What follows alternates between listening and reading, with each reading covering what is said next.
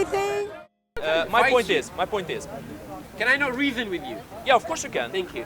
No, but You're trying you just to said, win. oh, I just debunked you. And then you say, I'm not trying to No, win. because I'm you're not trying saying to win. something that you don't even believe in it. Why? Mo. Anyway, Say can we something get that to you the believe fourth in it. commandment, Pavlov, please? Fair enough. Yeah, I don't think this conversation will get us anywhere. Anyway, I gave you an answer, and we've now. If you're against trust, then trust is we know. When we say trust, I know there is no I shape get it, and I form, get it. but we feel it here. I get this. And as a human, when we say debate. trust, we trust our mother, our father, our neighbor, our government, a stranger. I will just quickly read we you again do the in commandment life, of and trust. we do Just the title, experience. just the, you know, just the, come and the say headline. there is not such a thing called Trust. trust. Then Believe you're wrong. in that which has the greatest probability. Probability, not certainty. I get it. It's not certainty. Doesn't seem that but way. in reality of Thank life, you. we Against do it, there is trust uncertainty. the Thank you for human that. who stand next to us, the neighbor that we have, the leader that says, I'm going to But do we've got to something trust for the you. messenger, We do, and the and we messenger could feel be it. corrupt I know we themselves. cannot That's what touch it, we happens. cannot That's what see humans it, are. but deep down, if you dig it, Who is you our know teacher? it's there. Who is the So rabbi? humans Who is have the mullah? ability to Who is achieve the one absolute telling us this answers, story? and thus they are We've got to perfect. Find out who they are. Where do they Their come from? What do they perception believe? is perfect if they can achieve You've got to trust absolute them. answers, Children Mo. have got no say. No, there is Yeah. absolute Yes. answers, but it depends if you can find it or not. Well, if you are imperfect, you can't achieve absolute answers. The two things don't go together. Trust them. Do you understand what I'm saying? You can't know, okay, that's absolutely certain, absolutely no doubt in my mind, because your senses and your perception by itself is flawed. And the way to come to that absolute conclusion, even if it does exist, which I don't know about, because I myself am also not perfect, you just simply can't be sure of it. Because your perception of it is not perfect. That's what makes us human. Exactly. So you can't the believe beauty in of absolute human, that answers. even though you're not No, perfect, the story when you put is a your trust human on somebody, propagated story. They've just made my point. That's what I'm trying to say. The only way Fair your enough. children are going to know right from wrong Let's is their continue. interaction with society coming also from your parenting. I Right. accept that. yeah, of course. But it's coming from humans. Yes. So I've got to rely on you being a good person to Okay, pass this it commandment down. is good That's for what- this No, conversation. but you will not bring Wait, to guys. me any The third commandment tribe, is actually very, any very generation convenient for or this any specific society conversation. which says stealing Third is good. commandment, I get that. humility. Bring me one society. Humility. You cannot find. One of the main that. abilities I'm to not saying that learn point. as a human being is to be able to put yourself in another one's shoes. Not only does this ability allow you for a far greater and deeper understanding of others, it also helps you to see the links and similarities between yourself and them, and it makes you become humbler as the result. Humility and self-doubt are, however, only beneficial if had in very specific and finite quantities. For if exaggerated, they can lead to complete loss of purpose and a misplaced sense of self-loathing, like the Antifa. Closely followed by self-flagellation. The desired humility comes from understanding of others and of yourself. Humility isn't an enemy of ambition, of pride, and of self-admiration. It's a moderator that prevents us from getting too full of ourselves in case of these feelings, in case that these feelings will blind us to the reality. In fact, by giving a limit to your ego, we can mold it into something beautiful and worthy, without letting our intellect and judgment be consumed by the excessive pride. He who is humble, while preserving his pride, will possess the will and understanding to live the life he desires. We are not gods, nor do we possess godly powers. But with talent, development, and intelligence, we can become something very close. Idols worthy of being followed and learned from. Not followed step by step, but rather a well of knowledge and inspiration, a flame of orientation and enlightenment from which future generations can learn. Any questions about humility? Do you think it's good or bad? Why do I call the commandment humility? So you mean it's bad? No, man, 13 commandments of power and will. It means I'm preaching humility, trying to He's trying to teach tell people you the right kind by of asking humility. a question that he So they agrees are, with humility. yeah, the right kind of humility So what would is you the s- one where you don't hate yourself, where there is no self-loathing. Give me in conversation what do you think humility is, please. Okay, Mo, have you been listening? You have some With all good due words. respect. I haven't been to school, maybe my English is bad. Okay, fair enough, whatever. Explain this humility. I'll explain to you, in more common In a commonly street, means. in a street, In the street wording. language. Yeah. Yo, brother, how's it Layman's going, term. mate? Yeah. Anyway, In layman's term. yeah. All right. Thank you. If you are too humble, Yeah. you become weak by that humbleness. Okay. You stop appreciating your good qualities. But if you are too prideful, you don't realize your flaws, which inevitably will be there. And those flaws will inevitably make you fail miserably, eventually.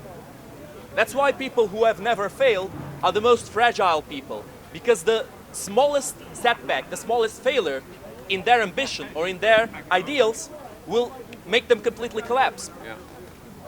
That's the kind of humility I'm trying to a certain extent, teach people. To be humble enough to see your flaws, but to be prideful enough not to hate yourself for those flaws. Is this clear enough? It's a balance. Every single one of the commandments works Where would as you a balance. Where would you measure yourself that you're too humble? Measure myself. Like you said, do not be too humble. Well, because if you become too humble, as What I would you- said, what would you call too humble? stop appreciating when you stop appreciating the good things about you. No, but when how you stop, would you stop know? hating How yourself. would you know that you're too humble? Oh, now? it's difficult to know, yeah. The easiest way to know it is to have good friends. And to, in No. fact, many things, many bad qualities we have, the easiest way of knowing them is to consult your family or friends, But for me, people who know you. for me, when you said, "Do not be too humble," that's a sign of arrogance already. Why is it? Because you checking yourself. Imagine when I say, and I put my view, and I say, in my humble opinion. Who decided my opinion is humble? Me? So the arrogance in me is telling, I am humble, my friends. So for me, when you say, do not be too humble, that's a sign of arrogance anyway. Do you hate yourself? No, I don't. That's it. That's good. There are people who really hate themselves for some No, hating flaws is they have. different. No, it's not different. No. When Hate no, for hating is yourself totally different comes to be from humble. excessive humbleness. Okay, You're humbling yourself. I You're got a destroying slap. your pride. It's I got a self-castration. slap. I got a slap, but I want to hit him back. It's not that I hate. No. I'll humble myself, let's say, and I would say, you know what, let him go. But when you say hating is not the correct word for humbleness. What is the correct word? Humbleness? To let it go, to let it be. Yeah, but you Sacrifice. can't let go everything. There are so many meanings of humbleness. Let it go. I'll sacrifice it. Mo, I you will- can't let go everything. Yes, you can. No, you can't. Yes, you can. If somebody spits in your face, slaps you in the face, kicks you in the balls, Well, and that's a pushes you different. to the floor, That's my are you point. going to be humble No, and that- say, okay, but that's there are people who can. I'm not saying you can't. The point is when you're saying to be humble is to hate yourself. That's not the correct. to be excessively humble? No, but how would you measure yourself? I am excessively humble. When you say I'm excessively humble, that's a sign of arrogance. That you think you're humble. Well, if you don't agree with me, I need you to give an argument against my argument. I can't just let you call this, what I'm saying, arrogance, and that's it, be done with it, done and dusted. You can't just call something Give me another arrogant or reason bad. then. No, If Mo, I I explained put to you my the reason. view, and I say in my humble opinion. Mo, I explained you I the cannot reason. say in my humble. I can say my opinion. Let the others decide if I was humble or not. No, but you can't completely let others decide, or else you become a pawn in the hand of others. You will stop being able to have any kind of No, choice for yourself. I believe the beliefs I have, and I strongly believe in it. I will never be shaken, never be weakened in those beliefs. Well, that's your weakness. That could be an arrogance. Exactly. Why do you believe in what you believe? Absolutely. Is Makes that not sense, arrogant? makes sense. Is it not arrogant? No. Seeing that you are It's an acceptance. imperfect being. It's acceptance, No, not arrogance. listen. You can't just accept something because you want to accept No, it. if I accept it and then force upon you, then that's But arrogance. you want to accept it. You want to accept it. That's why you accept it. That's yeah, why that's you my accept decision. your I have ideology. a free will. You do The have a free will, but that's arrogant. Modern society Thinking, says, listen, Mo. do you Listen, Mo. freedom You're calling, of expression, you're calling freedom what I'm, of speech, what I'm freedom of speaking religion. about. You're calling this arrogance. When you, as an imperfect human being, Yeah. believe in your knowledge to be perfect. If that's not arrogance, I don't know what is. No, but there are people who tell they know better than me. But I say no, I have accepted this, and for me it works. But you It's are the one who acceptance. chooses which people you believe in. Of course, that's my Of choice. course. But then, if I choose those people and come force upon you, that's my arrogance. No, that's not the only kind of arrogance that exists. Your idea of arrogance is very restricted to things you disagree with. No, but my choice, I'm saying, I've chosen this path. Do you agree? When you say no, I say, thank you very much, bye-bye. Where's the arrogance comes from? Because you still think that you have the absolute truth. So you don't want me to think the way I want to think? No. Your arrogance, not me. No, it's I'm still letting arrogance. you, whatever you want to think, and I want to No, think what I want to everybody think. has arrogance. So who is arrogant here? Everybody has arrogance. But some people have more than others. And if you live No, in this in contemptuous general. ideal, if you're constantly on the high horse, okay, I've got all the answers, all of you plebs, you don't know anything. Your truth is wrong. My truth is absolute. That's arrogance. That's actual arrogance. It If doesn't I matter say- if you try to indoctrinate it to others or No, not. if I say my truth is absolute truth, and you can come and follow me, or you can go follow your world, your own. Believing That's that your not truth arrogance. is absolute I've is arrogance. accepted a theology, an ideology. Always a message. consider the possibility of a different perspective. You don't consider the possibility of a different perspective. You believe your perspective is absolute. That is arrogance. No. If I put my acceptance of the message says do not kill. If the majority of Who are you to choose that for human everybody? being, if they're atheist, Buddhist, Hindu, Sikh, Jain, anything, if I ask them, would you agree with me that stealing is bad, killing is bad? They would agree. So where the arrogance comes from? That's another If I topic. go to other ideologies and say, you know what, hurting somebody physically is wrong. The majority of thinkers will agree with me. So where do you find arrogance in my... Because you think it's absolute and there's absolutely no question in it. And that belief No, I in told you absolute there are will things in the inevitably world which are corrupt you. absolute. If I say there will be night, it's absolute. Night will come. The majority will people agree with me. No. If I say that's a sun, the majority will people agree with me that that's an absolutely sun. With all due I am respect, true. with all due respect, we had this conversation many times about relativity. No, do you think I'm And wrong? this is not the conversation If I I want say to there have is now. something called absolutely true, do you think I'm wrong? Yes, I think you are wrong, but I don't accept Is that my a sun? ideology Is that to a be sun? absolute. Is that a sun? No, don't derail the conversation. Is that a microphone? No, don't derail the conversation. Come on. No, I'm asking you. You're telling me there is nothing as such a thing called absolute. But Okay, I'm fine, showing fine, you. fine. You've derailed the practically, conversation enough. in Congratulations. reality, Let's indulge in this debate. the now. Let's reality indulge that in it. we can just for a touch, second. Just we let's, can let's smell, see where this goes. we No, can feel. Can you be sure that you're not dreaming right now? No, prove me you're not dreaming. If I pinch myself, I'll hurt. So what? Have you never pinched yourself in a dream? Have you never been hit in a dream? Have you never fallen in a dream? Yeah, I never got hurt in dream when I fall. Well, but if I when you fall woke here, I'll up, get you hurt. knew you were not hurt. It will hurt. No, in dream I've been killed. Did I die? No. You woke up. But if I walk in front of the bus, I will die. How do you know when That's you reality. die? How do you know in this reality when you die, you don't just wake up in the actual reality?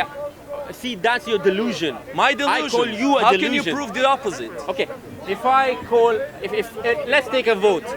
That who thinks that we are living in a real world, and who thinks that we are living in a delusion world, who will agree with who? Listen, Mo, there is a very good Because we are possibility. human. There's we a very talk, good we probability. walk, No, we this feel, has we nothing to touch, do with humanity. We taste. This we has nothing kill, to do with humanity. We lie. This has nothing to do with humanity, Mo. It This is. this has to The do. reality of This human has to beings. do with humility, seeing you're imperfect, seeing No, you can't now you you're can't taking get back those the- absolute truths. Okay. You are the one being arrogant now because you think that your truths are absolute, No, but you're. and you can't prove that any of this is absolute. I'm not saying. You're telling a society that do not be too humiliated or don't be so humbled that they will hurt you. And Who they? Wait. And the one who will be so arrogant that they will whatever. But Who I'm they? saying Who to spoke you, about they? why are you telling the society to decide them? Who they? Who are they? You said wait. they will hurt you. The arrogance. The arrogance. Yeah. Okay, Mo. Sorry, No, I'm when free I from this say, conversation. if I say I'm humble, who decided I'm humble? That's my point. You decided it. Why should I decide? Because in the end, the choice is yours. No, then I can be an arrogant person who Of thinks course I'm you a humble can. person. And I'm trying to teach But people to not others, to be too arrogant. I might be the most arrogant. Of course you can. You are being the most arrogant because you think your truth is absolute, and that's your choice. So, but then I just practically showed you there is an absolute truth. Such a thing what we call truth. Just because you believe in absolute truth doesn't mean it exists. It's not belief. Okay, is there a sun? Okay. Let me just to finish this conversation. Just give you one last No, but quote, why which don't I you like to answer say me? when I'm faced Pavlov. with arguments like these. Pavlov, is there a sun? When I'm faced with arguments like these, I like to say this quote: "A wise man's doubt is Am I infinitely stopping more you to reliable speak? than a fool's certainty." You can have a vote now. That's all I have to say about this conversation. Let's carry on. Fourth commandment, preservation. I think you'll like this one. Though we move towards the future while truly perceiving only what goes through the imaginary line of the present, our past is what shaped us. In other words, our past is us. We try to predict what lies ahead. For that reason, knowing our past, our origin, and the past and origin of those who came before us is essential, not only to enrich our personal knowledge, but also to make us more acquainted with the progress of rules and laws of past societies. This will make us understand, perceive, and reasonably obey the social constructs and customs that makes us function together without falling into anarchy and chaos. Of course, if some customs have become obsolete, if some beliefs have become harmful, and if some laws are no longer just, we need to inevitably adapt and change for the better. For all things have a reason, especially the laws and traditions that have been built over centuries of trial and error. Consequently, great care and deep deliberation must take place for us to discover which parcels of the civilizational machine need to be changed. What's the way of doing so, and what is going to be the replacement?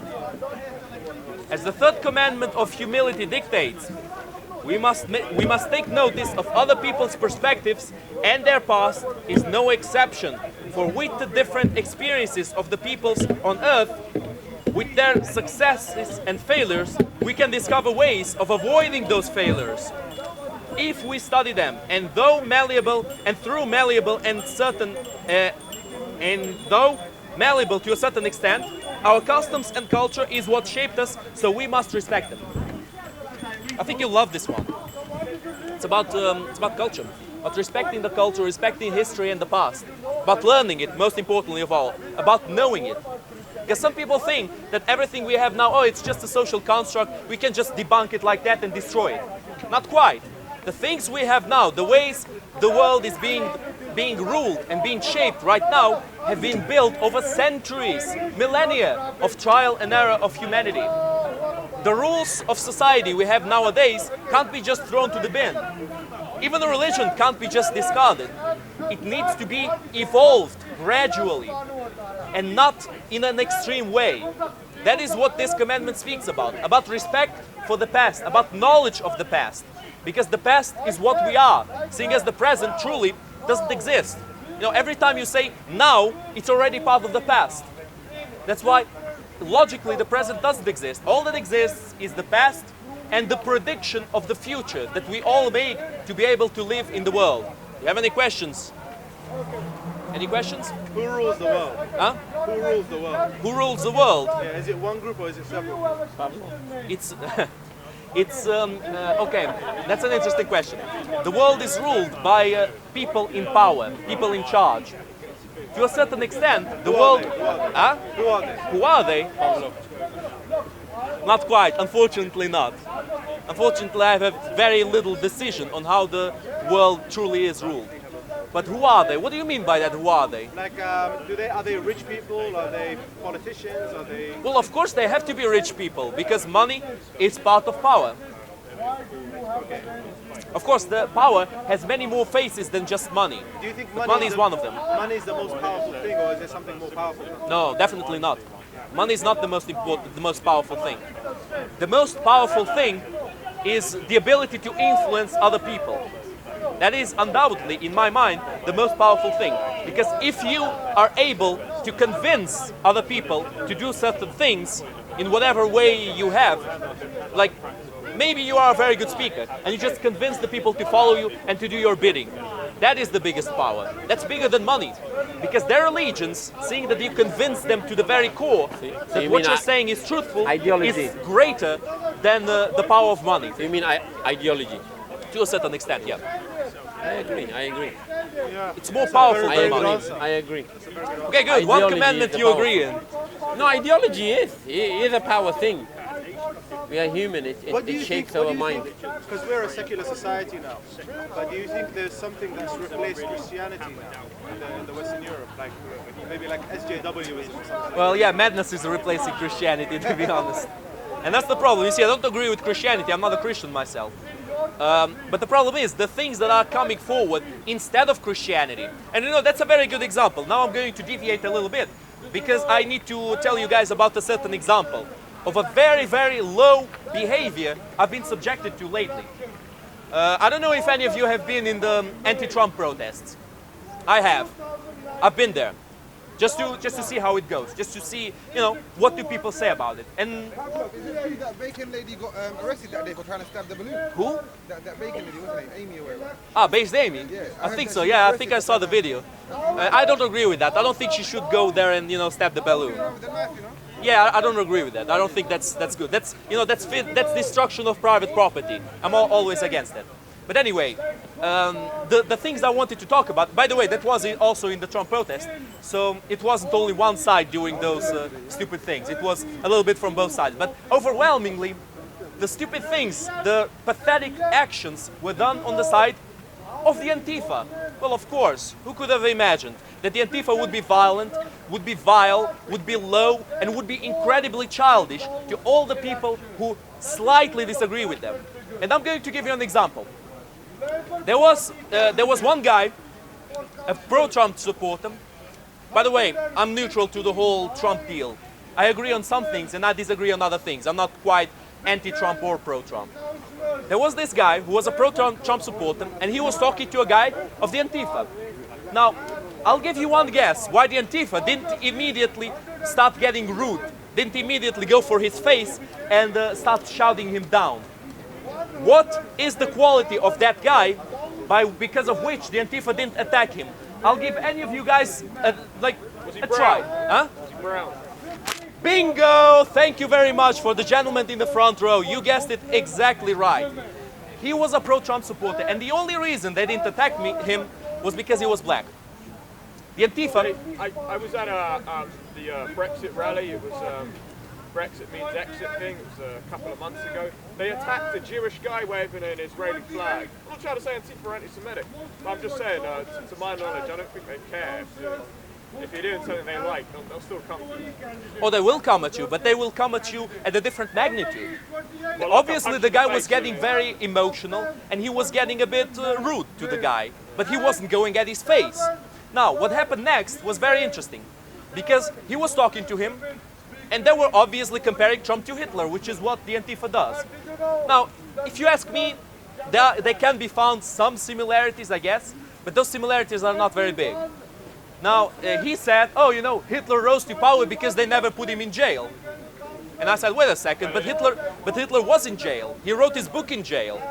You know what the guy did? He called me a Nazi, he started shouting at my face, and all the conversation immediately disintegrated. Did you tell him that you're Ukrainian? No. Yeah, he probably would have stopped. What does it matter? Oh, because Hitler killed millions of Ukrainians. Do you think he knows that? If he doesn't know Hitler has been in prison, do you really think he knows about the history of Ukraine? Which is less well known than you know, facts about Hitler. Do you really think he would know about that? 12 million or 10 million he died? Huh? 12 million. But the question 10 was. million. But the question was, in England, Christianity replaced what? What are you talking about, Mo? That's That's not what I'm talking about. No. No, you What asked I'm a talking question. about here is that something is replacing Christianity. Yeah, that's And what I'm that something is this very concentrated madness, especially in the far left. It's incredibly concentrated madness, by which there is a very popular witch hunt in which they can basically point the finger at any of you, at me, at you, at anyone, at the black guy, at the Jewish guy, at whoever, and call him a Nazi because he disagrees with them. Do you not think there are similar problems in the far right, though? Oh, they are. Yeah. I There mean, are the similar difference is problems in the far one right. group of people are just acting like idiots, whilst the other group of people are killing people. So. Of course, So of is it course they bad or are. is it good? Of course it's That bad. Do you think? So what's the best thing to do? Be in the middle. The best thing indeed is to be in the middle. But my point here is, the far right are not doing big protests.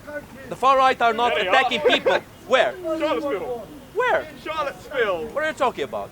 What, the far right protest in Charlottesville? Here in England. Okay. In now, America. at the Brexit rally, there was those identitarian guys with the yellow and the black cross. Did they were- physically attack people? Oh, no. Then I think you can notice the difference. You see, people can say whatever they want. In fact, there have been people who called me the lowest of things. And I never told them back. Like, I never told them to leave. I never told them, shut the hell up or I'm going to beat your ass. Never said that. Why is that? Because it doesn't really matter. It doesn't really matter whatever they say. It doesn't really matter whatever they think. Freedom of speech is the bell on top of the fool's head, Yeah. as I usually say. And if you remove freedom of speech, the people who have stupid ideas like those, you will never notice them. They will be walking beside you on the street and they will be acting normal. And you will not see it. Because you made them shut up. And freedom of speech is a sword that cuts both ways, the right and the left. I think there might be a little bit of a line, like when certain What's the line? I mean, when certain YouTubers start practicing their freedom of speech and start pushing some pretty radical ideas, like when they start getting too popular, do you think then maybe it's like, oh, this guy is, and then, yeah, taken down? It's like, Taken down by whom? YouTube, By YouTube. yeah. They done that to Tommy. So let's say, Facebook and all that stuff. Who? Tommy Robinson took his Facebook or something like that. Did they? like temporarily silence. Obviously, I generally want to live in a world where we Do you agree with Facebook and YouTube and whatever, and Instagram, for example, to purge their ranks out of the people they don't agree temporarily with? until we can fix the far right problem. Like in Rome, What is the far right problem? Christchurch, how about that? Christchurch. Yeah, that was a far right problem. Yeah, that's a problem. What was it? Isn't it that we've taken Charlottesville. freedom of speech for granted and we allowing freedom of Freedom of hate? peace. What do you mean? Huh? What do you mean by that? Freedom of peace. Like freedom of Pavlov. speech. I'm talking more like temporarily taking these people down until we can fix this. But how do you see which people will do the next Christchurch attack? How do you see that? That's my question to you. How do you define who are these far right people? How do you define that? No, but that's I don't know. Pavlov. I'm saying that's what I I'm don't saying. think we should wait around. Freedom and of think speech to freedom of insult is two different things. Of course. So you can, when somebody speaks about something freely, you can say he's trying to make a decent conversation. He is ethic. He has the manners, and he's trying to be as humane as he can. So when you're against something or when you're critiquing something, as a human, I think we all know that, yeah, he has his own freedom to speak about, to critique something in a very humane way, because as humans, we are a social animal, isn't it? It's good to say hi, how are you, not to do this and walk away, which is bad. So people, today's society, have taken a liberty of freedom of speech for freedom of insult. The moment, if they want to talk about something, they start insulting people. They start with condescending languages. They start with vile languages. So I think we can differentiate when the people speak about something. We can say, you know what, that's freedom of speech, and that's freedom of insult or hatred. Don't you agree? Yeah, fair enough. No, but look. Are people free to insult? Exactly. Exactly. How I get you. Pavlov, like, Well, In a Free society speech which thing. wants I can't to hear you. live Sorry, to you know the learn. free speech problem? So let's say there's a YouTuber who says, you know what, even someone if just you have shoot the up right that to synagogue insult and burn somebody. every mosque in this Okay, town. He wrote, okay, tomorrow I'm gonna shoot up the synagogue or whatever. So, and then they Is that do what it, you're saying? And then someone actually burns down a synagogue and shoots up a mosque, right? And then afterwards, they don't condemn it, they go, yeah, it was brilliant, I love it. Do you think then we should kind Who of said draw the that? line? Who said Well, that? if you look at some of Red Ice TV's videos, they... Red Ice TV, they're a far-right neo-Nazi. Who's Red Eyes? Don't know who Red Ice TV is? Of course I don't. No, Millennial Moses? Richard Spencer? No. Oh, come, you don't know any of the Okay, far-right? okay, let me ask you something. Why do you delve with the far right? Oh, they're the ones Why, killing why do you people. ask them questions? They're fucking stupid, man. Because they're the ones killing people, the left. I don't like the left. The far right are the ones who are killing people. So like, until the left starts to, you know, shoot Excuse up... me, Yes? there's kids around here and you just swore. You went fucking He's correct. hell. You swore. I agree with you. So? I agree with you. What are you, a fucking wanker? Come down here, also I used to be a boxer, all that you know. I ain't a fucking wanker. Sure. Obviously, we won't swear again. So, as I was saying, I don't... That guy's funny. That guy's funny. So, as I was saying, You see, this guy just called me a wanker. Do you think I care? Doesn't matter. yeah, I need to start Doesn't matter whatever he says. And I need to No, start... you should care. Why? Because if somebody comes up to you and call you something, what did you do that he called you that? Why should I care? Pavlov. If I cared what people called me here, I would have fought with half of Speaker's Corner. No, but if you wouldn't have, see, there's an action, then there's a reaction. Why do you have to care? Because you care As a so much, you human, become easily in a manipulated. society which we live, we should care these things. You shouldn't allow them to just keep doing it in your face. No. But it doesn't mean you should care. You should get angry because of it. You're not getting my point. I'm saying he called you a wanker. Why? I don't know, because he's fucking drunk. Don't you think you must have done something, said something that it triggered him? I don't know, man. Dust keeps calling me a Nazi. I don't know why he does that. Like, I asked him why he calls me that. He never gave me a You're reason. not getting my point. I am getting your point. There is no reason. People will call you names just because they don't like what you're saying. It doesn't mean you are what they're saying. Careful what you say in society. No, it doesn't matter. People will does. call you names even does. though you have nothing to do with If those you keep things. looking everywhere, the authorities will lock you up. You know that. So you have What to are you be... talking about? I'm telling you, you cannot say in a society you don't care. Why not? You should care. Why? Because how society works. No, but it's a different way of caring. One thing is to get triggered because somebody calls you a wanker. Another thing is to care about what's I'm going not on in telling society. you you should get triggered. Why did he Yes, call you? yes, you are. No, Yes, you are. No. I'm saying, why did he call you? I don't give a shit. See, Because you he's don't drunk, care. man. So you don't care then. Why should I care? You should care if another member of society, what they care about you or not. Dude, he's drunk. Drunk. Do you understand me? Tell the truth, I don't think you give a shit about anybody. Good, good. Oh, you don't give a shit about them people. Do you give a shit? Them people and people. Them people. But you don't give a shit. About what? But you don't give a shit about them. Oi!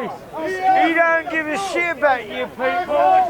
I give you shit about the people you Okay, why did you call me a wanker? Why did you call me a wanker? Because you're a wanker. Why?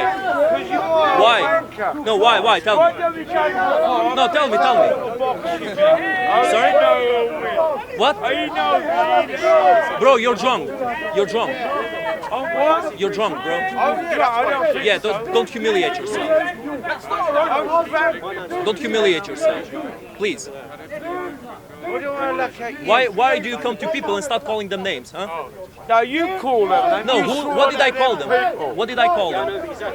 You call it, you swore in front of people. Did I call them something? You don't want to say. Did I call them something or not? You know something. I didn't call them anything, You know right? something. So why the hell did you call me a wanker? You know something. You're No, why did you call me a wanker? Why? Why? What about Huh? I can't hear you. What about the German? I can't hear you, bro. You gotta speak more loudly. I think the alcohol is messing up your voice. Yeah. Yeah, sure you will. saying Sure you will. we shouldn't censor anyone? Of course not. This guy is funny. Look at him. Look at him go. Do you think I care?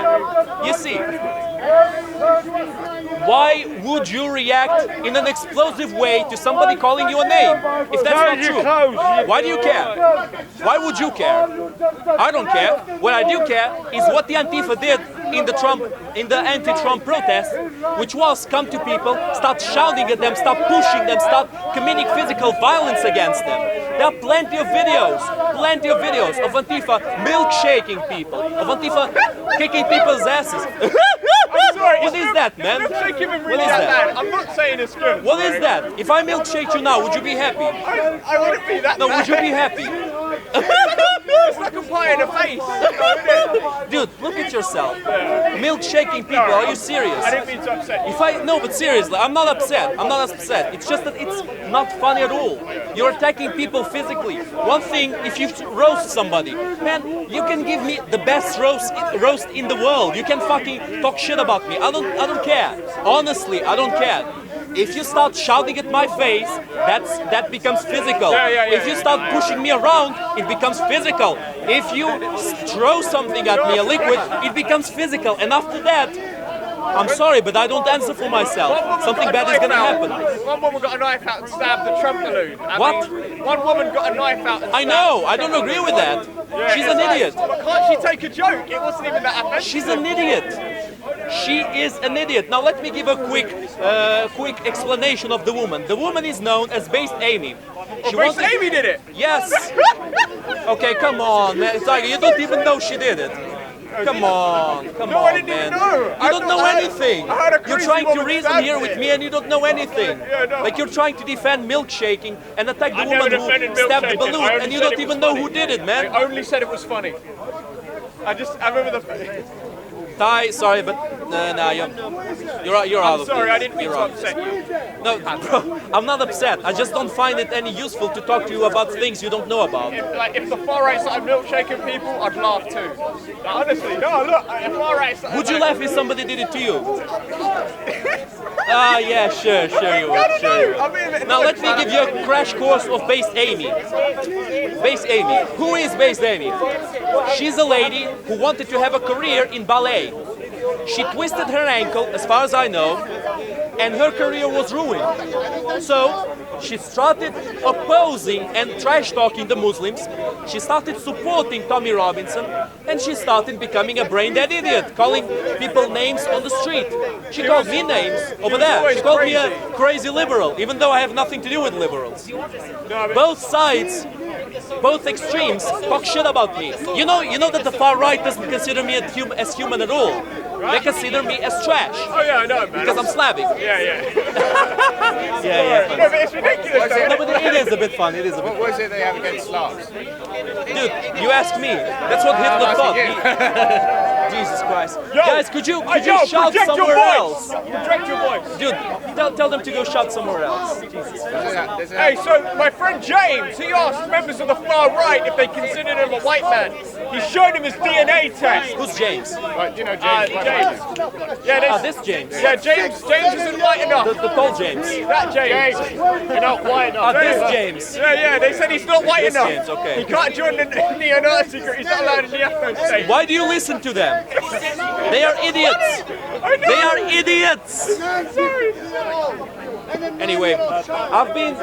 Yeah, come here, I can't hear you. Yeah, you were at the anti-Trump. I can't hear you, come here. You're at the anti-Trump. Yes. Yeah, so could we just hear, because I wasn't there, I don't know how many people were there. What was your general impression of it? Was it well organised? About how many people were there? How many people? Was it well organised? Was it generally peaceful? Okay, less than I thought it would be. I thought there would be more people. There weren't too many people. They're knackered. Huh? They're knackered.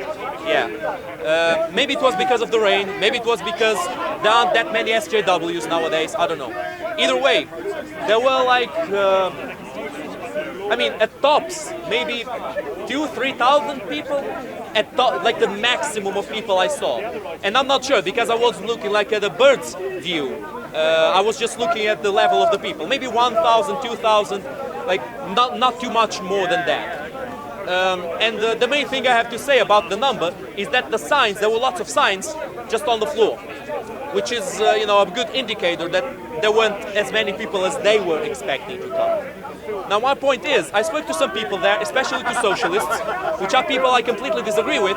But, even though I think their ideology is honestly idiotic, they were relatively reasonable when talking.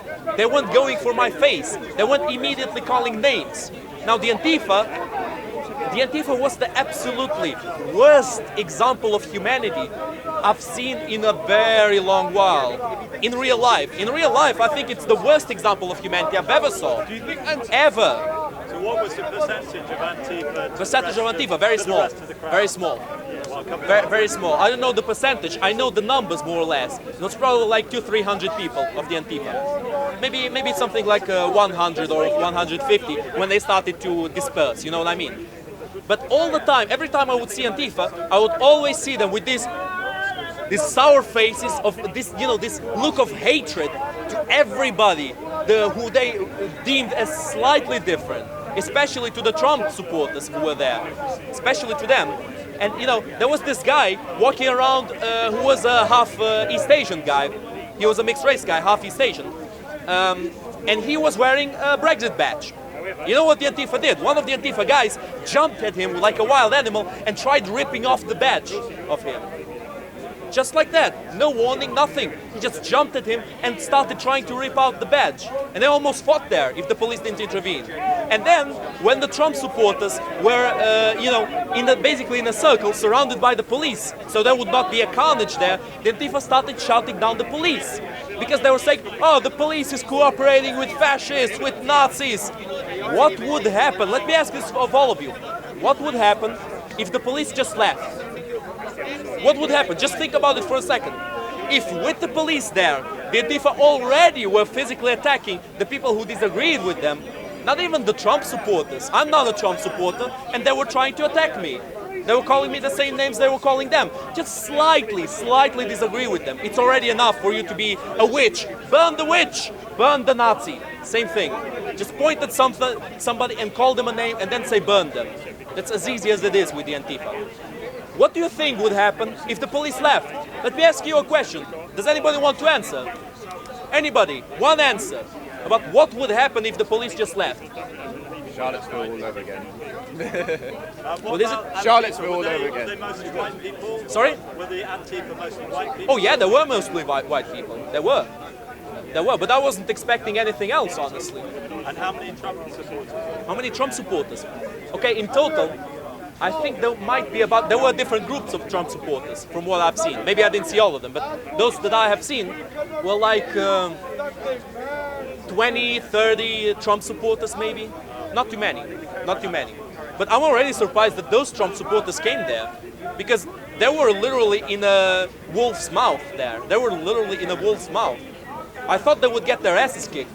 Now the police escorted them, fortunately, so there was no big violence. Were you with Trump supporters or? I wasn't with any of them. I'm with the people who are not physically violent. Those are the people who I agree with. And the Trump supporters were not physically violent. And most of the protesters were not physically violent. The people who were physically violent were the Antifa. So whoever makes violence is bad people. Well, yes, of course. The Trump supporters were perfectly good people. In that case, yes. What's wrong with that? But can you justify violence? Well, if violence is committed against you first, then yeah, you can justify it. As long as you can, that's fine. I agree. Well, look, it's the basics of war. When somebody attacks you, you fight back, right? You don't just let them kill you. Can violence be justified without violence against you? Without violence against you? Yeah. It depends. That's basically warfare. So what if we knew that someone is planning to blow up Parliament like Guy Fawkes? I'm saying if one person or two persons from anti-Trump supporters attack you, you cannot judge the rest of the anti. I never said I was judging all of them. I said I was judging the Antifa. And the Antifa were overwhelmingly violent. Almost all of the Antifa were shouting curse words. They were shouting down people. And some of them were committing physical acts of violence. But as a liberal society, they have freedom of speech. They can say whatever they want. Okay, so do they also have the freedom to fight other people physically? I shouldn't say that. So what are you arguing against? They can say whatever they want. Yeah, but you can't come near a person and start shouting in their face when expecting, oh, it's just freedom of speech. It's no longer freedom of speech, it's physical violence. Did they physically touch you? Bro, if they pick a microphone and shout at your ear as loud as possible and your eardrum bursts, is that physical violence? No, oh, okay. I'm free from this conversation. I'm free from this conversation. I'm free from this conversation. No, he's shouting loud. No. If I had a microphone to your ear, you I have would nothing be to discuss with you. If you think that bursting your eardrum with a megaphone is not physical violence, I'm free from this conversation. Anyway, You are too close of the microphone. Anyway. You could have walked back. Anyway. I have more commandments here to speak about. Fifth commandment, gratitude. Very much linked to the fourth commandment of preservation. The fifth one links us to our most intimate past, our closest and most direct origins, our progenitors. You may deny what your law, your school, your media, or your religion tells you to do, but you will inevitably be shaped by the environment that your parents create around you, immediately around you. Whether it'll be beneficial or degrading, even if you run away from it, even if you run away from them, from your parents, at an early age, their genes will make part of your character and the nature, or lack of it, that they offered you, and that character that they offered you will always influence you to a certain extent. To a certain extent, it will influence you, no matter what. If the teachings are helpful, keep them in the adulthood. Even if they turn out to not work too well, have the courtesy to hear out your parents. Have the courtesy to hear out your parents at least. For if they are trying to teach you something, they at least care. But most importantly of all, seeing that they have lived longer and have been exposed to more experiences, simple logic dictates that their words carry at least some merit. Their blood is within you, and completely, and by disrespecting them, you disrespect parts of yourself. If they aren't completely surrendered to their vices, appreciate their company, for they won't be with you forever. And if you leave them in pursuit of your ambition, something perfectly natural, let them know at least sometimes that you will always remember them and that their lessons were not taught in vain. You said that your blood is in them, right? Their blood is in you. So we're not talking about... No, their blood is in you. So we're not talking about adopted parents. Well, that's a different kind of gratitude. That's why I said in the beginning of the commandment, I'll read it again. Maybe it wasn't on camera because I said it a while ago. But I said, gratitude. Respect your parents, for their being is within you. It doesn't necessarily mean that their blood will be in you. You can do the camera. Sorry? You can do the camera. It's England. You can do what? You can do the camera. What? If you want a video, you can video. Okay. Because it's England, not fucking Yemen. You know Yeah, it's not Yemen, indeed. You got that right. Either way. What was your question? About blood? Well, blood relation. Sorry, I get your question now. I remember now. Now, blood relation is not the only relation you can have. When you say it's more important, I didn't say it's more important. I said it's a different kind of relation. There can be a relation without blood with adopted parents where they teach you and their being is inside you. Their education. Why? You are. Why? It's the way you talk. Why? You are. The way I talk. The way you go. The way I talk. What if I tell you the way you talk is racist? I'm a racist because I don't you're a fucking racist. like you. Why do you I hate love me? to get you down and break your fucking face. Sure. Get down. Sure. Get down. Sure. Hold on. Get down. Sure. Get down. Sure. Get down. Sure. Have you finished? Are you finished? Get down. Are you finished? Get No, down. you're the racist one, bro. I'm not a racist. I love all the black and the white and Indian. I love everyone. So why am I racist?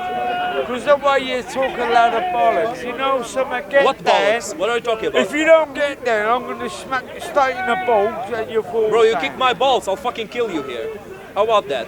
Oh, nah! Place for freedom. Hey, Bro, I'll fucking kill you here. Free speech event, you know. What's your fucking problem? Bro, speak as much as you want. Say whatever you want. Call me whatever you want. Oh, is that If you your hit me, I'll hit you back. boyfriend? Is that your boyfriend? Just know that I'll hit you back if you hit me. Anyway, I'll kill you. Anyway, there's no point in talking to this guy. My point is, you have a child that's biologically yours and you adopt someone else's. Is your biological child going to have more inheritance and more similar traits to you than the one you adopt? All right. Even if you raise them the same. Well, indeed, if you are biologically connected to your parents, then there is a bigger similarity between you and your parents, correct? Yeah. You have certain qualities your parents had in you. So to a certain extent, if you see it that way, it's a more intimate connection. But still, there are biological parents that can teach their children absolutely nothing. And in that case, the parents who actually teach their children how to behave, how to live in the world, I would say that their connection is in that way more intimate, at least in shaping them for the future. You know what I mean? The qualities of the parents won't matter that much if they're adopted by other parents that will teach them different qualities. You know what I mean? I think nurture trumps nature. But it's not I a very... I think your political views are genetically inherited rather than something that you... You think so? Yeah. We've done twin studies where they split twins up when they're born, and when they grow up in different household environments, you suspect that they would be very different. But they actually turn out to be almost exactly the same, even though they never interacted with them whatsoever. Because they've done the studies that your political beliefs, I think, if I might be wrong, but 70% are genetic. Well, fair enough. It's a possibility that you're right. I'm not denying that. There aren't many, I don't think there are enough studies to say that with clarity, but you might be right for that matter. But my point is, we shouldn't delve into that, oh, what's more important? Is blood more important? Is education more important? No, we shouldn't quite delve in that. What we should think about is to give the children as much education as we can and to understand that connection. If you are disrespectful to your blood parents, you are disrespecting yourself to a certain extent, physically, you know what I mean? Because they are your blood parents. If you're disrespecting your foster parents, you're also disrespecting yourself to a certain extent, but it's more mentally and in terms of education, because they taught you their way of living, you know what I mean? Yep. So you might say one is more important than the other, but I don't think we should focus on that. I think we should just focus in teaching them correctly. I can say that the problem is... And respecting the parents, whether they are by blood or just by adoption. Yeah, but again, there's like the issue of education is important, but you can have a lot of the negative education that we have in university campuses. What we're learning these days is indoctrination. Exactly. We're not being educated. Yeah, you can No, say not that... real knowledge. A child at the age of 5 should know what plumbing is, electrician, carpentry, how to speak 3-4 languages, how to cook and meditate and plant seeds. Not stupid cartoons and eating sugar, or waiting to primary to learn. Wait, I kind of lost you there. Rubbish history. I only heard stupid cartoons eating sugar and something like that. What do you mean? What's your... We're talking about our kids. About? Education we're giving our kids. Okay, yeah. Has to be focused. Yeah, it has to be That's focused. Yeah. important. It has to be improved. Not improved, completely changed. Elon Musk, you know who Elon Musk is. Have you heard about how he's teaching his kids? Completely different than the parent. Yeah, fair enough. I agree with that. But there are some things that you can adopt even in teaching ways that you don't agree with. For example, in the West, they teach kids in a way that's too, how should I say, that's too degenerate. And in the mosque, they teach kids in a way that's too conservative. I think we can find a mid-term between the two. And that's the important thing for me, to always find the balance between the extremes. That's what I would argue for. But yeah, indeed, I think we have to change the education Anything system. that's fear-based has to be eliminated. We have to base everything on compassion, on love, on acceptance. That would be beneficial, but I don't know if that's possible. I'm a father of a 6-month baby girl, and I'm speaking to her in 4 languages every day. Nice. Literally. I'm not That's waiting good. for That's any good. school to come That's to good. my Yeah, house. children and can tell her learn what more to do. languages when they're young. You wouldn't teach your child to play with fire. 100%. That's fear-based. 100%. I would teach you how to make fire. You teach her. Of course.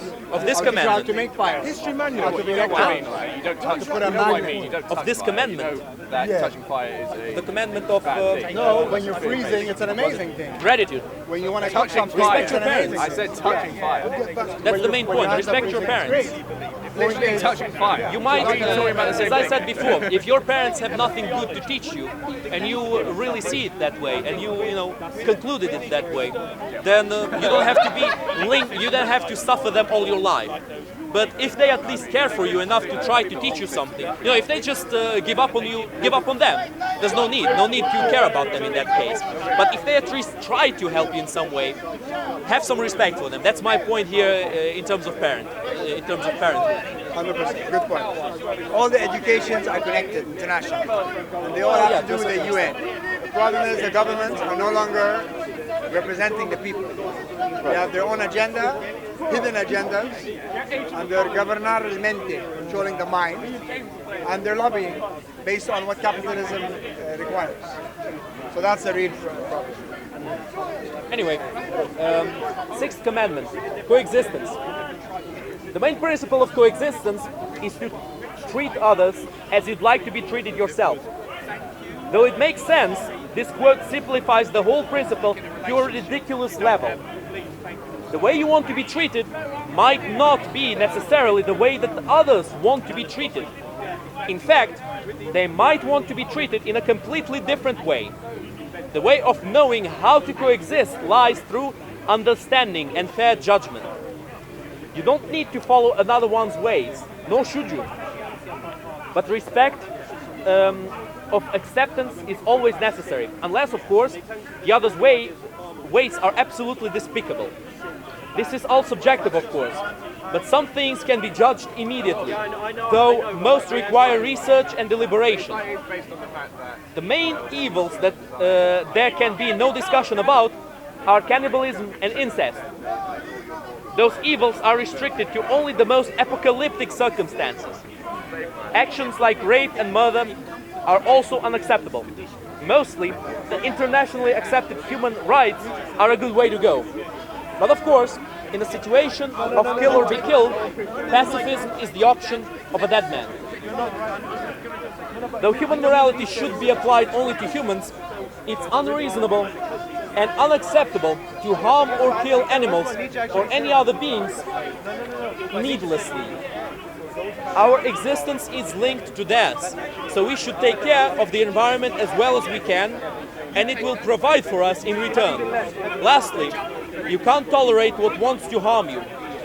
So, discover what is harmfully different and what is harmlessly different, and treat the first one with disdain and the second with respect. Granted, there is enough respectability in it. For humans aren't born good or evil, they become so, and we need to understand each other to know what deserves to stay and what needs to go. You want to ask a question?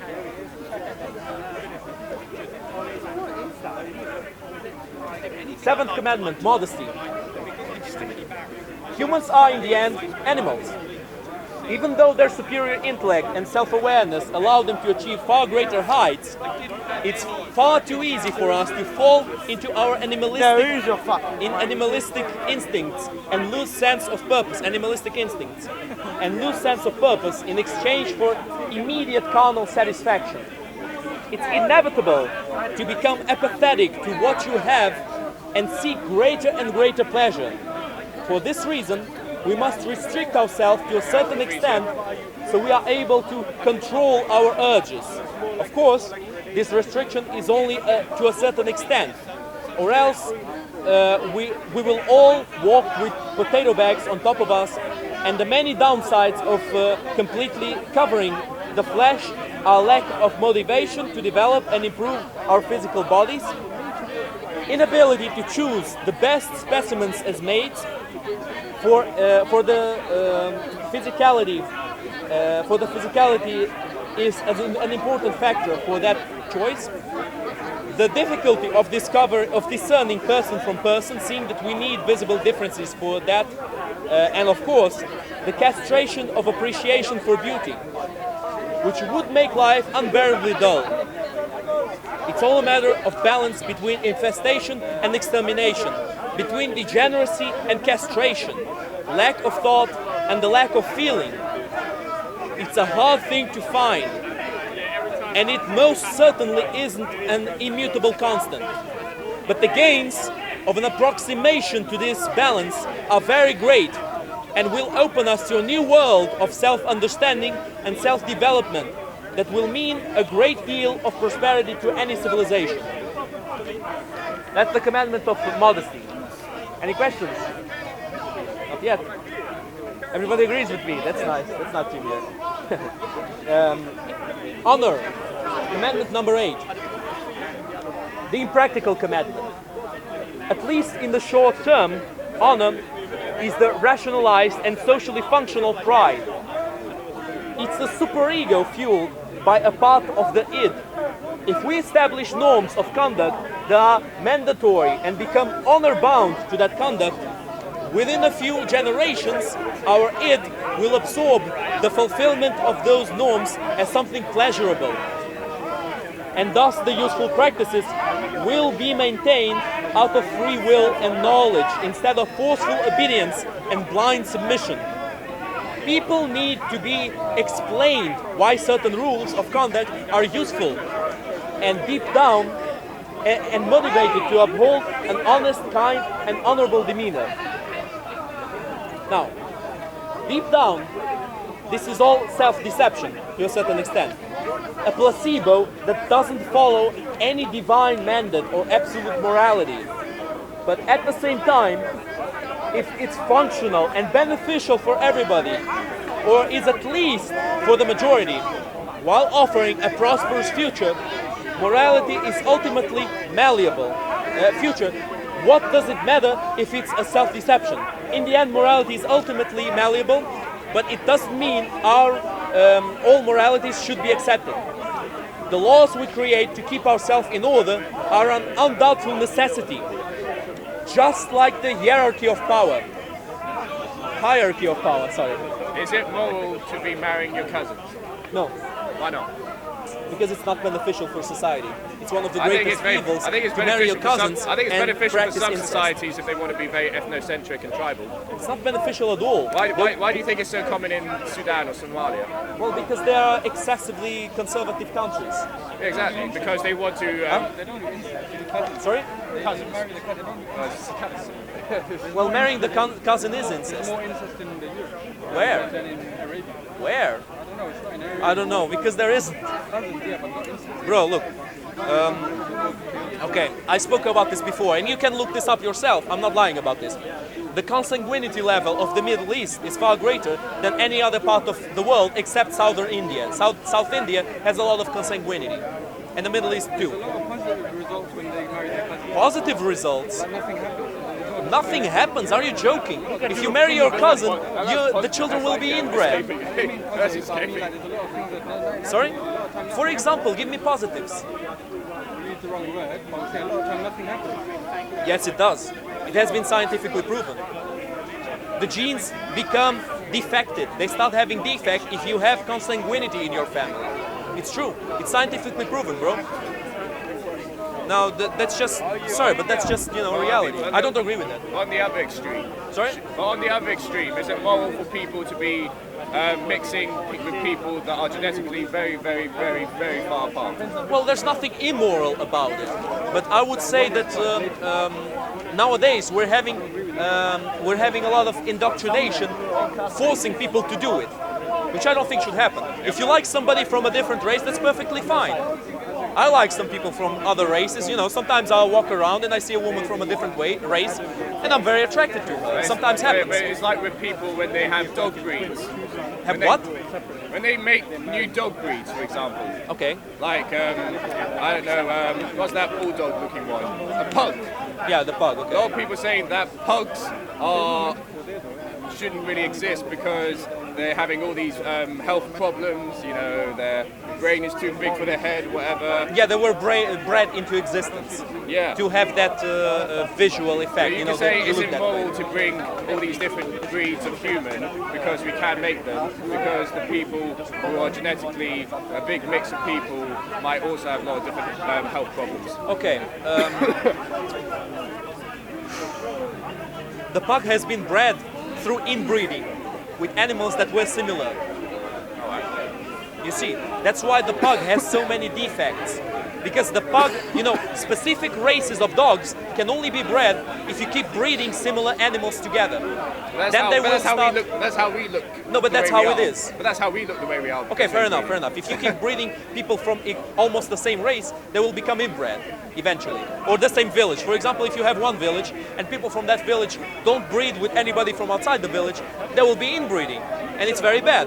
I'm very much against that. I'm against inbreeding. I have another question though, outside from incest. I'm not sure if I understood you correctly, okay, but you seem to link pride to honor, honor with pride. You said it was a rationalized pride. I'm not sure honor is linked in that way to pride. It's not naturally linked to pride, but it can be linked by a few generations if an honor code is established. If an honor code is established, then the pride will become, to a certain extent, one with the honor code. Because it will be seen in society as an honorable thing to practice certain kind of things. And you will have pride in practicing those things. You know what I mean? Yes. That's the link I'm talking about. Yeah, We can achieve that. I was wondering what the essence of honor actually is, because it's quite interesting to think about it, right? Because it's not taking pride in something. It's not thinking that you're doing the right thing only, right? It's something more than that. Is it holding yourself to high ethical standards? Well, those standards don't just come out of nowhere. I don't know if you're a religious person, but I don't think they come from a divine mandate. I think those standards are shaped by certain societies. Because those standards are useful for people to coexist in a society. And thus an honor code is also useful for people to follow. So they don't just cheat each other all around society. Because the more cheating and the more crime and the more, you know, low cunning ways there exist in a society, the less the society can progress quickly. So an honor code, I would say, it's necessary, but it has to be shaped with great care. It's something that's above, but including the law, right? So you can be an honorable person following the laws and also doing more than that. Well, that's the thing I'm talking about. An honor code shaped by society will inevitably be linked to the laws of that country, because it's shaped by that country. You know what I mean? More than that. It goes beyond that. Something more than that. Yes. It cannot be just following the laws. It must be something even more than that, right? Otherwise Yet you actually feel bad for not upholding the law. It's you have an emotional connection to the law. You know what I mean? And that connection can be established by, you know, careful education of a society by the state. If it's done properly, they will have a certain moral code and a certain honor code that they will follow. And it will be very helpful in the society, I think. I mean, of course, it should be, as I said, it's a very slippery slope to dogma, to great dogma. And people should be careful with that. Because when honor goes against basic practicality in a society, then it has to change, at least to a certain extent. So it has to be chosen with very careful consideration. But I think history shows us many different examples of honor codes that are useful in a society. I think we can already start shaping them just by studying some history. Then you think amputating people who steal stuff is an honor code? No, I don't think it's useful. It might be an honor code, but it's not useful. Honor codes are particularly useful. It might be an honor code, but it's no longer functional in a society. In a society where there is strong legal enforcement, honor codes are less legal societies, for example. Yeah.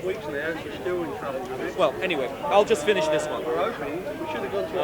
No. This commandment is the hypocritical but functional reason we should tell the truth. Keep ourselves from stealing, from being rude, disrespectful or abusing to others, and it's intimately related to the fourth commandment of preservation. For when we discover the most functional rules of conduct, we must preserve them with only the most rational and deliberated changes being applied to the rules. That's the commandment of honor. Any more questions? What do you mean by preservation? This is just rules of the people. That was the previous command. Preservation is to know the history and bestow the customs with the esteem they deserve. What is the main? What is the history? Like, is it specifically what is written down, or is it the lineage of the people? Well, history, by definition, is what's written down. That's why we have the definition of history and prehistory. History starts when people started to write. Prehistory comes before people were writing. And you know, as far as I know, the first document... Why couldn't it just be passed down linguistically? Sorry? Why can't it be passed down verbally? Because it's very doubtful what was actually what people were actually talking about. Don't you think it's more powerful where it's passed down by word of mouth? Definitely not. You don't think so? Absolutely not. So when you're... Because look, if I wasn't being filmed here, I would be able to just say whatever I want here, and you guys would make your conclusion. You know, you would listen to me. And tomorrow I would come here again if Speaker's Corner was every single day. You know, if we had Speaker's Corner all day, every day. And I would say something completely different. You would say, wait a minute, you said something completely different yesterday. And I would be like, oh, you guys just misunderstood. You guys just misunderstood. And I would say a completely different message. Nobody would be able to actually prove what I was saying because it wasn't written down. It wasn't physically recorded. But most of history was passed down verbally before it was written down. Maybe many generations. Most of prehistory. Prehistory. So, all of prehistory, in fact, was passed, you know, verbally.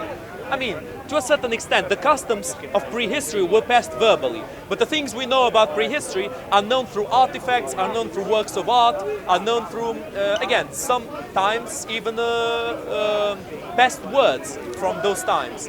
There still exist some people who practice the same things they were practicing, like, for example, some tribes in the Amazon forest. You know, there are some peoples that still practice things they were probably practicing in prehistory. Alright. You know? Do we know, for example, that the gods definitely did not exist? Of course not. So we don't know? We don't know, no. Alright. We don't know it for sure. Alright. So we know verbally that's what they say that existed. Yeah. You say in terms of archaeology, we can't know for certain. Well, even in terms of archaeology, even if it's written down, we can't be sure if it hasn't been meddled with, if they were being honest in what they were writing. But there is a much greater probability in trusting what is written down than in trusting what people just speak about. Because people can say whatever they want and they can lie the next moment. Now, if it's written down, it's a bit harder to actually, you know, deceive people, to say, oh, that's not what I meant. You know what I mean? Yeah. So believing in something that's written, believing in history, it's much more reliable than believing in the word of mouth. That's my point here. Any more questions? Not yet. Ninth commandment, perception. Reality is a transcendent entity to us. If the one and only real world really exists, we have no ability to perceive it as it is. For our perception is filtered. Sorry, you want to ask something? Sorry.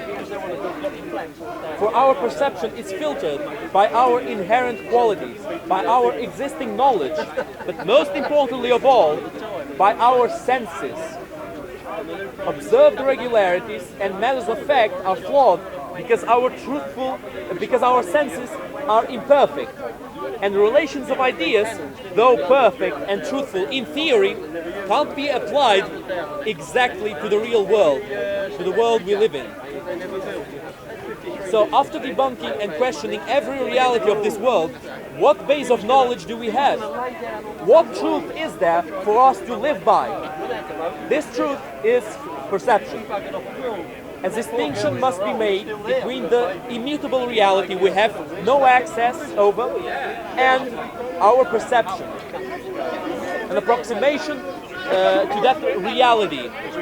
Thus, truth and reality are not the same. Instead of foolishly declaring as reality fixed beliefs, those fixed beliefs that we choose to believe in as reality, we should find better, clearer, and more functional approximations to it, to that reality, while maintaining a spirit of discovery and knowing that achieving reality isn't really a matter of, it doesn't really matter as long as we achieve something close to it. fueled by our will. Perception is, of course, not immutable, and it shouldn't be. It's the essence of individual knowledge, an acknowledgement and an agglomeration of this thought, knowledge, inherent qualities and feelings triggered by the world. This agglomeration shapes the individual's will, while being shaped by it, as anyone with enough willpower can reject anything and everything. Of course, this rejection isn't rational as a choice, but the very quality of being able to say no is one of the most important and clearest evidences that we exist. So truth is perception, and perception is the only truth. Commandment number 10, ambition. To have ambition requires a strong will, and thus it's one of the commandments that, if followed, provides us the most, proves us the most that we exist. To have ambition is to be able to uphold the environment around you, or to deny it and look for something else. We need to be able to dream and to create the dreams we long for, to give them shape and form, and with this dream, with this desire, to mold our own purpose. Without ambition, humans are but machines programmed to do the same function until they break down, or well-trained dogs groomed by their masters into absolute obedience. Ambition is the freedom when chosen.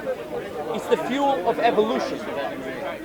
If we didn't have any desires, what purpose would there be in living? Only the primal purpose of life would remain, to grow or die. Of course, not everyone has to have ambitions of greatness, or even similar ambitions. The very meaning of greatness varies greatly from person to person, and that's how it should be. If everyone wanted exactly the same thing, we would live in a perpetual state of chaos and destruction. That is, if we manage to not self-destruct in the first place. This is a very varying commandment, and its sense and scope, but be it wealth, power, family, duty, love, or even vengeance. Of course, ambition is not immutable. It can change or be reshaped. It's best not to jump from objective to objective very often, though, as the desire you are willing to dedicate your life to has a much higher level of success than the future, because of the sheer power of conviction that such a strong dedication will forge. Losing public here. It's being very long and tedious, I know. Commandment 11, bravery. We're almost finished though. 3 more commandments. Doubt is necessary to learn and improve. But even if the best qualities are only good when they exist in a certain quantity, but even the best qualities are only good if they exist in a certain quantity. Bravery is conviction, strength of character and commitment. But most of all, it's self-trust. Only the people brave enough to stick to their ideology will be able to implement it in any way. Small changes are fine, but the core, even though questioned, needs to be upheld. Be brave enough to put your ideals, which you have faith in, through the test. Be brave and don't falter in the face of adversity. Don't fear to put things dear to you in the stake. For he who can't sacrifice anything can never achieve anything. But most importantly of all, be brave and face your fear head on instead of trying to escape them. Even if the threat to your existence itself, face it, rather than running. For a death when fighting is infinitely more pleasant than a slow and torturous death after disgraceful flight and capture. It's better to burn out than to fade away. It's better to try your best and fail than to be too scared of trying, or trying while holding back and not committing. It's better to live one day as a lion than 100 years as a sheep, waiting to be slaughtered. Regret of inaction makes you blame others. Regret of mistakes makes you blame yourself. Though bearing responsibility is harder than just shifting it to outside factors, it's always better than becoming a victim of the world. For if you indulge in the victim's mentality, you give up the initiative and the power over your fate to the oppressor. If a God exists, he'd want humans to stand tall, to live with pride, and to face all adversity and cruelty of the world head on. What kind of a God would want to rule over hordes of worms shriveling in fear from the most minute danger and crumbling in acceptance of of defeat from the smallest setback? Only a most pathetic and insecure God would want the submission of weaklings. There's two more. Almost finished. It's almost done, guys, don't worry. You can go home soon. I mean, you can't go home right now. Evolution, commandment number 12. Change for better is of utmost importance. For only those who are able to adapt will be able to face the new challenges of the world that the world throws at them. The devil is in the details, however. Which way to change, what to change, how much to change, but more importantly of all, why change? Because why fix something that's not broken? The answer for all of these questions requires a shrewd, strong and wise mind that can be trained by experience and by the other commandments. Choosing what to change is always a leap of faith to a certain extent, and so requires bravery to be done. A different kind of bravery than committing to something. The right judgment and balance between those two braveries is usually the trickiest part. Even if you make the right choices to improve yourself in a certain field, that field might turn out to be undesirable for you in the long run, and consequently you'll lose a big amount of time and space in your memory to improve at something you will regret. Though improvement is always a good thing, there is a hard limit on how many different skills you can master. The ability and talent of a human can be represented with a star with many rays of light, pointing in different directions. Even though learning and experience will increase the overall potency of the star, no human can excel at absolutely everything. Unlike real stars, no star of personal brightness can shine greatly in all directions. We have to wisely choose the directions of improvement that will suit us the most, because by committing to them, other potential paths will suffer and degrade. Last but not least, this commandment refers to the changing and improving others by helping, counseling, and by giving constructive criticism without ad hominem. Without ad hominem. Say that again. People need discussion to come to a consensus. What change is the best? The way to that consensus lies through the commandments of humility and coexistence. However, when that consensus is established, people will be able to move to a better tomorrow at an exponential speed. You can change the world for better, and with that notion comes the last commandment. The last commandment is liberation, the 13th commandment. Different commandments might sound contradictory, but their seeming contradiction is apparent because they function as a whole to balance each other out, not as individuals. The conflict between them is the same conflict that is inherent of mankind, with their countless contradictions. Liberation is a unique commandment like no other, an anti-commandment, a power of opposition against power. It's the spirit of insurrection of free will against the rules the world imposes on us individually. A human is the only being that can deny what he is, and with that ability of denial will limit the overwhelming imposition of nature, drawing the lines of existence. Beings that completely submit, with no shot of individuality left, deny themselves their own existence. People who don't see their limitations and believe in absolute knowledge are the ones that know the least. But how to live in a world with no certainties, when everyone tries to show off as the carrier of truth? The answer for some is hear and obey if it pleases you. But a better answer would be to listen and make your own judgment. It doesn't matter if you excuse your actions with ignorance, God, or a figure of authority. In the end, you are responsible always. Liberation erases the wall of fog between the senses and the intellect of people, wall created by unquestionable dogma. Dogma itself is not evil though. It's the justice imposed by the others to achieve some kind of order in a world of chaos. This is dangerous. This is a dangerous commandment. The most dangerous one, for it makes you stare into the abyss like no other.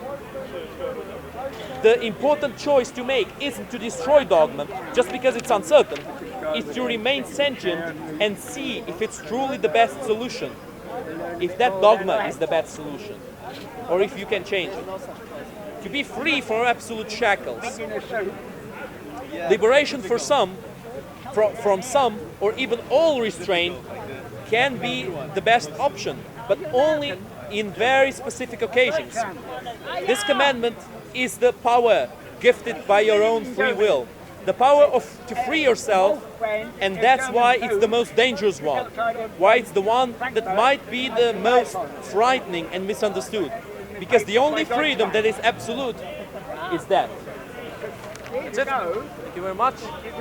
I assume there's no questions because there's no public. Everybody's sleeping. It's fine. It's fine. But anyway, any questions? No? No questions? Huh? Where'd you get the suit? The suit? I stole it. Nah, just kidding, I bought it. I'm not a socialist to steal it. I had an interesting conversation with some socialists, which was saying that, I gave them an example.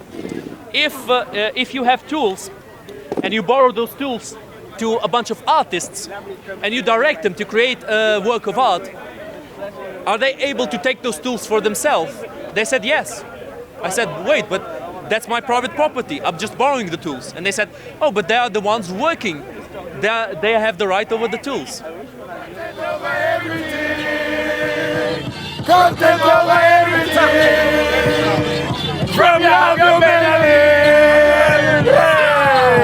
Man, say it straight. Man, don't listen to BBC. Man, don't listen to ITV. It's the listen. Go on, say something. Yes. The white balls. The white balls.